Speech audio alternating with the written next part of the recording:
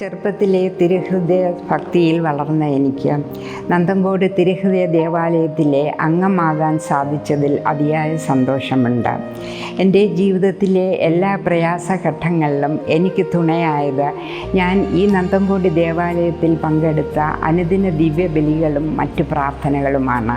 കൂടാതെ നമ്മുടെ കുരിശടിയിൽ പോയി ഈശോയുടെയും പരിശുദ്ധ ദേവമാതാവിൻ്റെയും മുമ്പാകെ മെഴുകുതിരി കത്തിച്ച് പ്രാർത്ഥിക്കുമ്പോൾ എൻ്റെ എല്ലാ പ്രയാസങ്ങളും ഈ മെഴുകുതിരികളോടൊപ്പം ഉരുകിത്തീർന്ന് ഒരു പൊതു ദൈവിക ചൈതന്യത്തിൽ ഇവിടെ നിന്ന് മടങ്ങുവാൻ എനിക്ക് സാധിച്ചിട്ടുണ്ട്. ജൂബിലിയുടെ ഈ വേളയിൽ ഇവിടെ സേവനമനുഷ്ഠിച്ച എല്ലാ വൈദികരെയും നമ്മുടെ ഇപ്പോഴത്തെ ഇടവക വികാരിയെയും നന്ദിപൂർവ്വം സ്മരിക്കുന്നു.